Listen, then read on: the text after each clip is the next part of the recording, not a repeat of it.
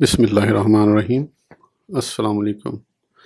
In this video, we will continue book al-Qushayriyyah in English. Till now, if you still not subscribe, please subscribe and press bell icon. So let's start. Abu Abdullah Muhammad bin al-Fadl al-Balkhi. He was a resident of Samarkand, originally from Balkh. He was expelled from Balkh and settled in Samarkand, where he died. He studied with Ahmad Khadrawiyya and others. Abu Usman al-Hiri liked him a lot. He died in the year 319. I heard Sheikh Abu Abdul Rahman al-Sulami, may God have mercy on him, say, I heard Ahmad bin Muhammad al-Farah say, I heard Abu Bakr bin Usman say, Abu Usman al-Hiri wrote a letter to Muhammad bin al-Fadl asking him about the signs of wretchedness in the hereafter. He answered three things. When a man is endowed with knowledge but deprived of deeds, when he is endowed with deeds but deprived of sincerity in performing them, when he is endowed with the company of the righteous, yet he has no respect for them. Abu Usman al-Hiri used to say, Muhammad bin al-Fadl is a broker of men. I heard Muhammad bin al-Hussein say, I heard Abdullah al-Razi say, I heard Muhammad bin al-Fadl say, rest in the prison is something that the soul should desire. I heard Muhammad bin al-Hussein say, I heard Abu Bakr al-Razi say, I heard Muhammad bin al-Fadl say, there are 4 reasons for Islam's departure. Muslims do not act in accordance with what they know. They act in accordance with what they do not know. They do not learn what they do not know. They prevent others from learning according to the same chain of transmission, he said. How strange are those people who cross the deserts in order to arrive at his house and to see the traces of prophecy. Why don't they cross their lower souls and their passions in order to arrive at their hearts and to see the signs of their Lord, may he be great and exalted. He said, when you see a Sufi novice who aspires to good things of this world, this means that he turned his back on God.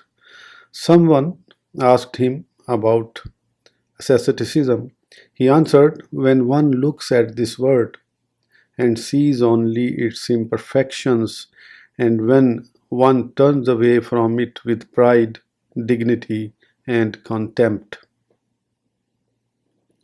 Abu Bakr Ahmad bin Nasr al-Zakkak al-Kabir. He was a contemporary of al-Junayd and a great Sufi master of Egypt. I heard Muhammad bin al-Hussein, may God have mercy on him, say, I heard al-Hussein bin Ahmad say, I heard Katani say, when al-Zakkak died, the poor no longer had reason to visit Egypt.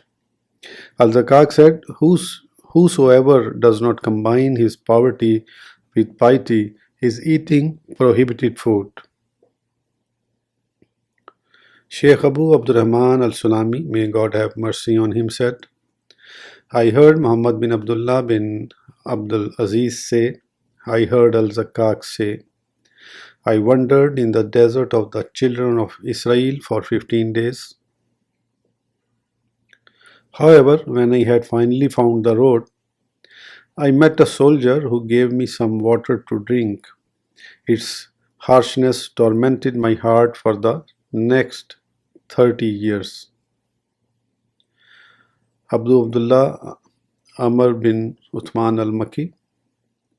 He met Abu Abdullah al-Nabaji and studied with Abu Sayyid al-Kharaz and others. He was a great master of the Sufis and their leader in the science of the fundamentals of the divine law and the mystical path. He died in Baghdad in 291. I heard Muhammad bin al-Hussein, may God have mercy on him, say, I heard Muhammad bin Abdullah bin Shadhan say, I heard Abu Bakr Muhammad bin Ahmad say, I heard Amr bin Uthman al-Makki say, whatever good thing, splendor, intimacy, beauty, radiance, form, light, person or image, which your heart may fancy, which may occur to you in your thoughts or which may appear in the passing whims of your heart, God Most High is far removed from all of this. Have not you heard the word of God Most High? Like him there is not. He is the hearing, seeing. He also said, He has not forgotten and has not been begotten, and equal to him there is not anyone. According to the same chain of transmission, he said, knowledge is a guide and fear of God is a caravan driver. The soul, which is caught between them, is obstinate, recalcitrant, deceitful, and devious. If you keep warning her by the guidance of knowledge and driving her by the threat of fear, you will achieve your goal. He also said, no clear expression can be applied to ecstasy because it is God's mystery among the believers.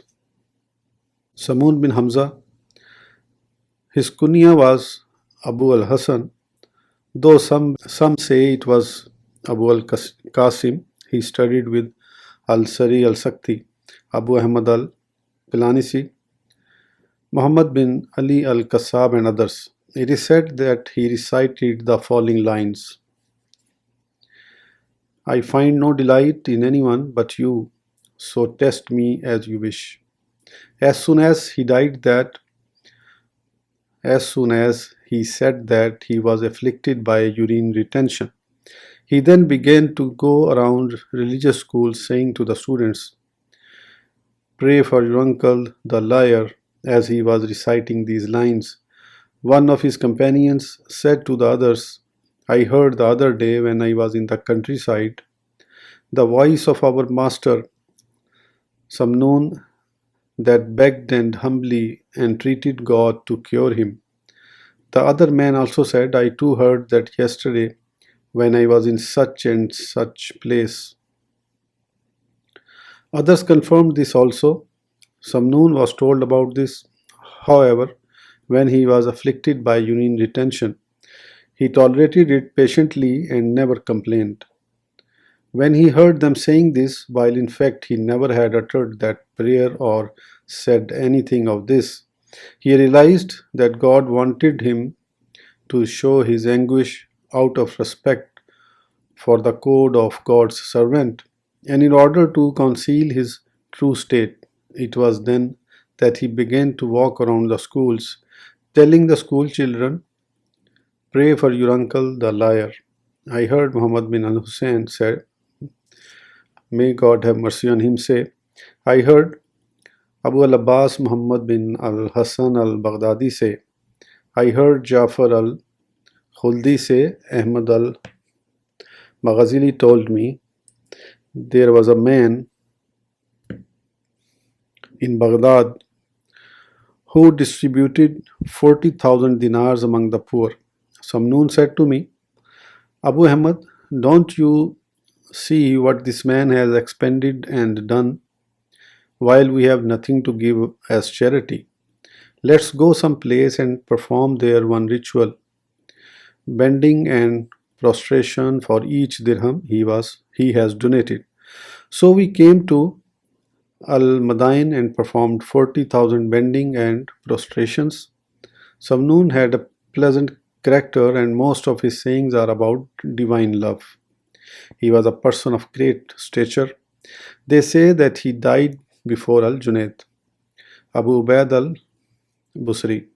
He belonged to the generation of the old Sufi masters and studied with Abu Turab al-Naqshbi. I heard Muhammad I heard Muhammad bin al-Hussein, may God have mercy on him, say, I heard Abdullah bin Ali say, I heard al-Duki say, I heard Ibn al-Jala say, I have met 600 Sufi masters, one of them no one was equal to the following four. Dhul-Nun al-Misri, my father, Abu Turab and Abu Ubaid al-Busri. I heard Sheikh Abu Abdul Rahman al-Sulami, may God have mercy on him, say, I heard Ahmad bin Muhammad al-Baghawi say, I heard Muhammad bin Muammar say, I heard Abu Zura al-Hasni say, one day Abu Ubaid was threshing his wheat on a threshing machine. It was just 3 days before the pilgrimage season. Two men came up to him and asked, Abu Ubaid, do you desire to perform a pilgrimage? He said no. He then turned to me and said, this master of yours is more capable of doing this than these men. He meant himself. Abu al-Fawaris Shah bin Shuja al-Kirmani. He came from a family of kings. He studied with Abu Turab al-Naqshbi, Abu Ubaid al-Busri and those who belonged to this generation. He was a man of fatwa and of great importance. He died before the year 300. Shah said, pious scrupulosity is a sign of fear of God and avoidance of suspicious things. He also used to say to his companions, avoid lies, treachery and backbiting, then do as you see fit. I heard Sheikh Abu Abdurrahman al-Sulami say, I heard my grandfather Ibn Nujayd say. Shah al-Kirmani said, whoever turns his sight away from the prohibited, restrains himself from passions, fill his interior with constant self-scrutiny and his exterior with the observance of the Prophet's custom, and force himself to eat only properly obtained food, will never be failed in his cleverness. Yusuf bin al-Hussein, he was a Sufi master of Ray and the province of Jibal. He was unique in his avoidance of pretension. He was knowledgeable and well educated. He studied with Dhul-Nun al-Misri and Abu Turab al-Naqshbi, and a friend of Abu Sa'id al-Kharaz. He died in the year 304. Yusuf bin al-Hussein said, I would rather meet God burdened with all possible sins than with one grain of pretense. Yusuf bin al-Hussein said, when you see a novice having recourse to dispensation from an obligatory requirement, you must know that nothing good will come out of him. He was wrote to Al-Junayd, may God not allow you to taste the temptation of your soul. For once you have tasted it, you will never taste any good forthwith. Yusuf bin al-Hussein said, I see afflictions of the Sufis in the following things: seeking friendship with adolescents, keeping company with adversaries, and befriending women. Abu Abdullah Muhammad bin Ali al-Tirmidhi, he was a great Sufi master who wrote many works on Sufi science. He studied with Abu Turab al-Naqshbi, Ahmad bin Khadrawi, Ibn al-Jalal and others. Someone asked Muhammad bin Ali about the characteristic feature of mankind. He answered, outward weakness yet unlimited pretensions. Muhammad bin Ali said, I have not written a single letter about the divine providence in relation to my own condition. However, whenever my personal circumstances have become strained, I found consolation in it. Abu Bakr Muhammad bin Umar al-Waraq al-Tirmidhi, he resided in Balkh. He studied with Ahmad bin Khudrawi, and others, and wrote books on spiritual self-discipline. I heard Sheikh Abu Abdurrahman al-Sulami say, I heard Muhammad bin al-Hussein, may God have mercy on him, say, I heard Abu Bakr al-Waraq say, whoever seeks to satisfy his members' passions has planted in his heart the tree of repentance. I heard Sheikh Abu Abdurrahman al-Sulami say, I heard Abu Bakr al-Balkhi say, I heard Abu Bakr al-Waraq say, if someone is to ask greed about its father, it would answer that it is doubt in that which has been predetermined by God, and if it is asked about its occupation, it would answer that it is the acquisition of ignominy, and if it is asked about its goal, it would answer that it is the exclusion from God's favor. Abu Bakr al-Waraq used to prohibit his companions from travels and journeys. He said the key to blessing is to remain patiently in the location of your volition until your volition has come to fruition. And when it has come to fruition, the first traces of blessing will appear upon you. Abu Sayyid Ahmad bin Eissa al-Kharaz. He came from Baghdad. He studied with Dhul-Nun al-Misri, al-Nibaji, Abu Ubaid al-Busri, al-Sari al-Sakti, Bishr al-Hafi and others. He died in the year 277. Abu Sayyid al-Kharaz said, any interior that is at odds with its exterior is mistaken. I heard Muhammad bin al-Hussein say, I heard Abu Abdullah al-Razi say, I heard Abu al-Abbas al-Said say, I heard Abu Sayyid al-Kharaz say, in a dream I saw the devil. He kept away from me. I said to him, come closer. What is the matter with you? He answered, what can I do to you folks? You have divested yourselves of things by which I beguile people. I asked, what is it? He answered, this worldly life. As he was about to leave, he turned on me and said, and yet I have one subtle ruse against you. I asked him what it was. He answered, keeping the company of adolescent boys. Abu Sayyid al-Kharaz said, I have kept the company of the Sufis for God knows how long and never had any disagreement with them. Someone asked him why. He answered, because both they and I are fighting our common enemy, our souls. Abu Abdullah Muhammad Ismail al-Maghribi. He was a teacher of Ibrahim bin Shayban and a disciple of Ali bin Razin. He lived 120 years and died in 299. He was a unique person. For many years, he ate nothing that had been touched by the human hand.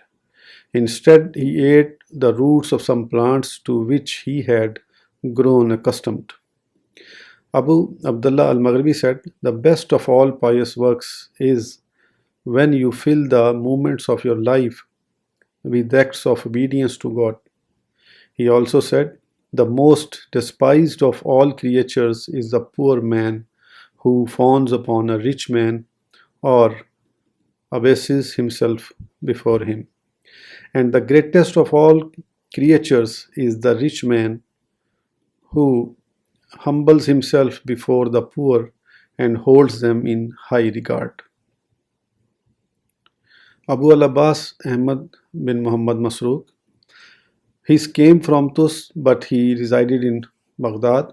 He studied with al-Harith al-Muhasibi and al-Sari al-Sakti and died in Baghdad in year 298 or 299. Ibn Masruq said, when one watches God Most High in the movements of his heart, God will protect the movements of his limbs. He said, holding in high esteem the sacredness of the delivers means holding in high esteem the sacredness of God Most High. Through this, the servant of God will arrive at the station of the true piety. He said, the tree of divine gnosis is watered by contemplation. The tree of negligence of God is watered by ignorance. The tree of repentance is watered by remorse. The tree of love of God is watered by the water of agreement and compliance with God's will. He also said, if you aspire to obtain divine knowledge without first establishing yourself firmly in the stages of spiritual striving, you will languish in ignorance forever. And if you try to attain spiritual striving without first realizing fully the station of repentance, you will be unaware of what you are trying to achieve. Abu al-Hasan Ali bin Sahal al-Isbahani, he was a contemporary of al-Junayd. When Amr bin Usman al-Makki came to him about a debt that he had incurred, Ali bin Sahal settled it for him. It was a 30,000 dirhams. He met Abu Turab al-Naqshbi and the Sufis of his generation. I heard Muhammad bin al-Hussein say, I heard Abu Bakr Muhammad bin Abdullah al-Tabari say, I heard Ali bin Sahal say, when you hurry to do acts of piety, this is a sign of Godspeed. When you abstain from acts of disobedience to God, this is a sign of vigilance. When you keep the secret of your heart of hearts, this is a sign of spiritual wakefulness. An ostentatious display of presumptions is an evidence of human foolishness. He who does not rest the beginnings of his spiritual striving on a sound foundation will never achieve sound results. Abu Muhammad Ahmad bin Muhammad bin al-Hussein al-Jurayri, he was one of the greatest companions of al-Junayd. He studied with Sahal bin Abdullah al-Tustari and was appointed as successor to al-Junayd after his death. He was knowledgeable in the sciences of this community and possessed an advanced spiritual state. He died in 311. I heard Abu Abdullah al-Shirazi ibn Khafif say, I heard Ahmad bin Ata al-Rudbari say, al-Jurayri died in the year of al-Khabir.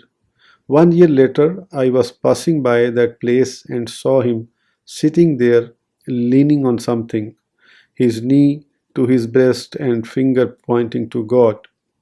I heard Muhammad bin al-Hussein, may God have mercy on him, say, I heard Abu al-Hussein al-Farsi say, I heard Abu Muhammad al-Jurayri say, when the animal soul prevails over someone, he will become a captive of his lustful urges.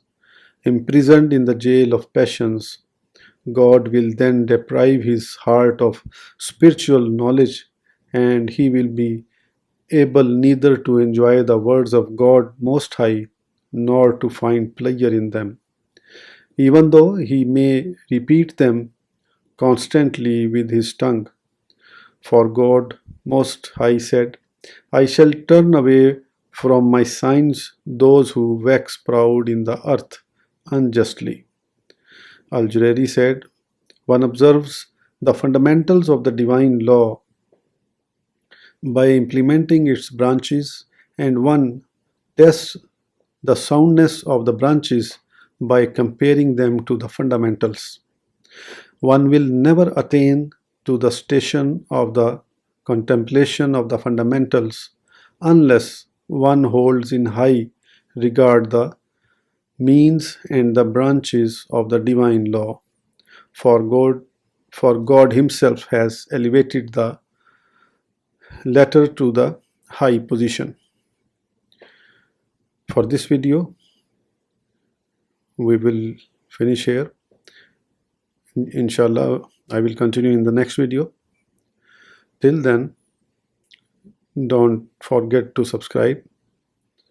Allah Hafiz.